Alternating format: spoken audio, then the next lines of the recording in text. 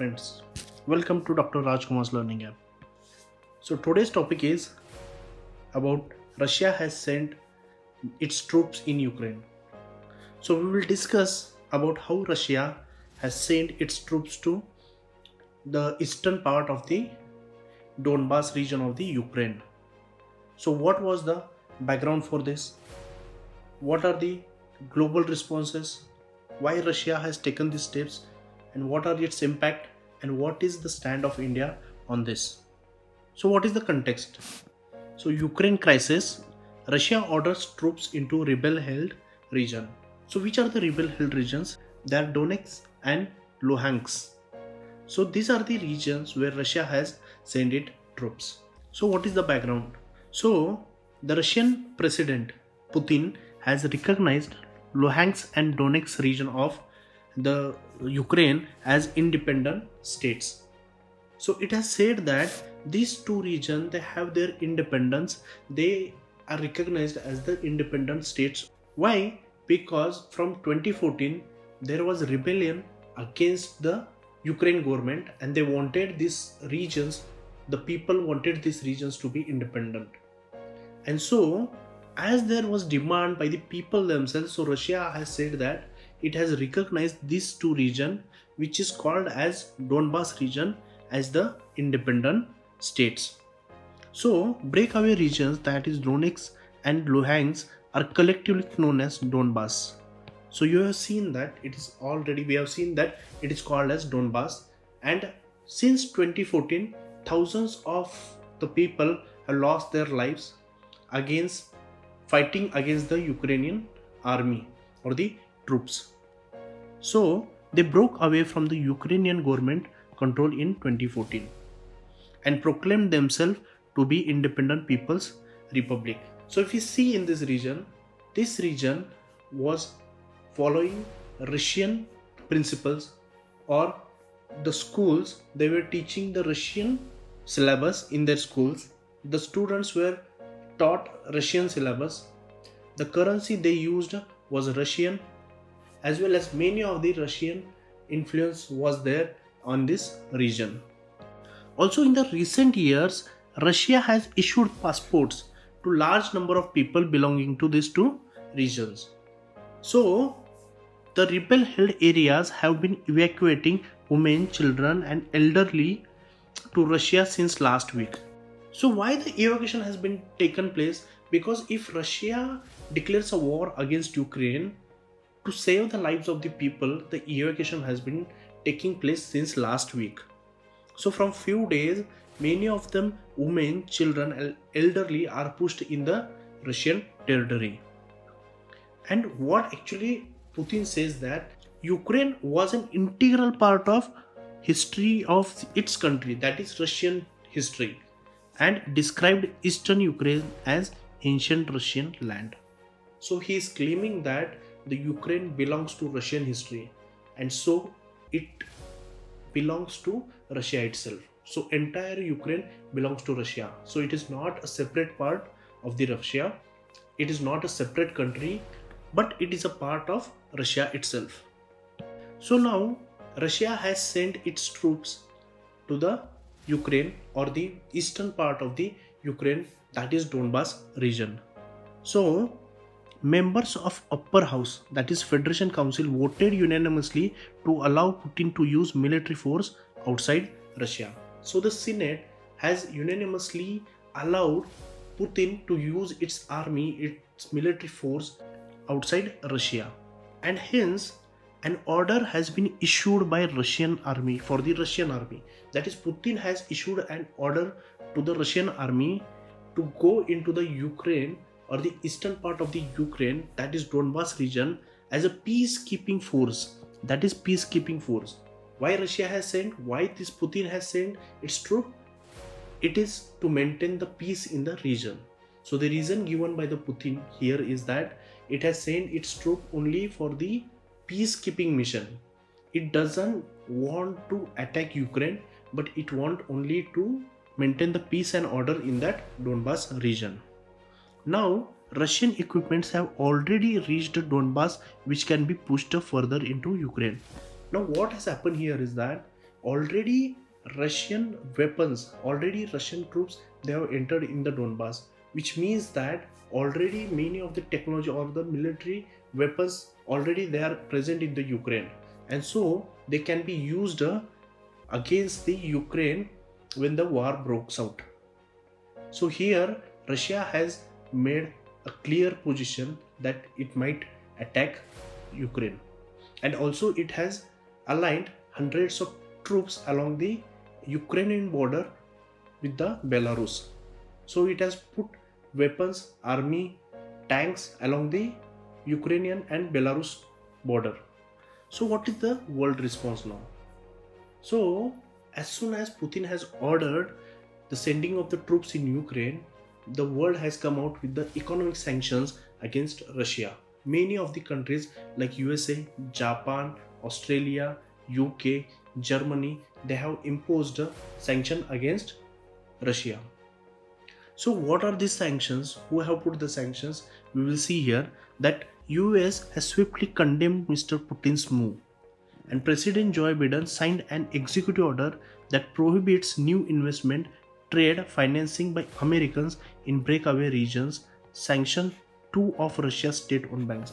Now, Biden has issued a statement that it is banning investment by Americans in the separatist region, that is Donbass region.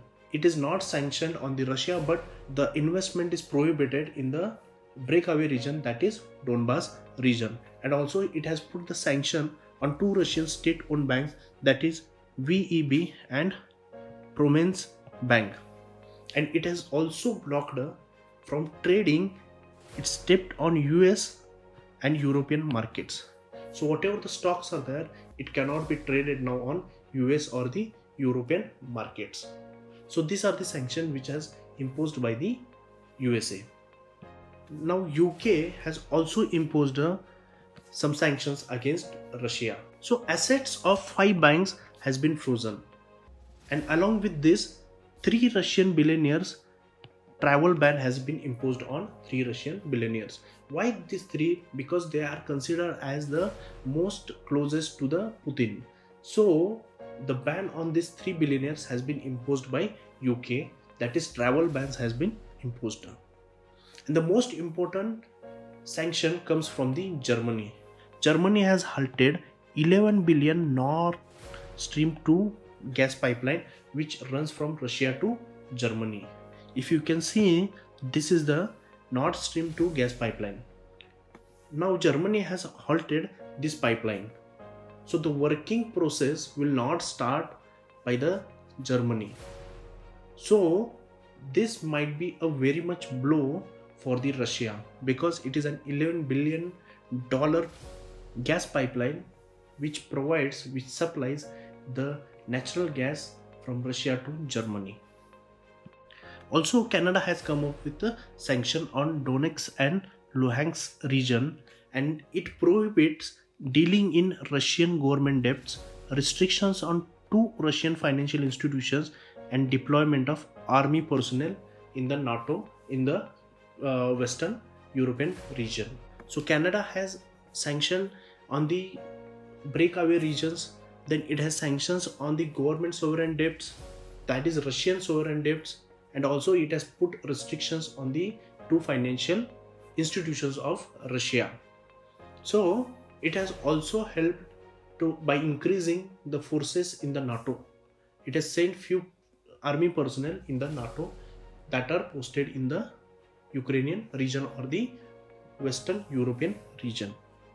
And now European Union has also initially sanctioned which are aimed at 31 Russian politicians who voted for recognizing the 2 separatist regions in Ukraine, as well as 27 other Russian officials and institutions from the defense and banking sector. So European Union is imposing sanctions on these Russian politicians and officials. So a ban will be imposed on these Russian officials or politicians, those were involved in recognizing the 2 separatist regions in Ukraine. Now Japan has come with the sanctions, which include banning the issuance of Russian bonds in Japan and freezing the assets of certain Russian individuals as well as restricting travels to Japan. So these are the restrictions or the sanctions which are put by Japan. Now Australia initially will impose travel bans and targeted financial sanctions on 8 members of Security Council of Russian Federation. So here also Australia is not putting economic sanctions, but it is sanctioning on the travel bans of the few members of the Russian Federation Security Council. So now the most important thing is what India has responded about the move of Putin in the Ukraine. So at UN Security Council meet, what India has said that these developments have the potential to undermine peace and security in the region.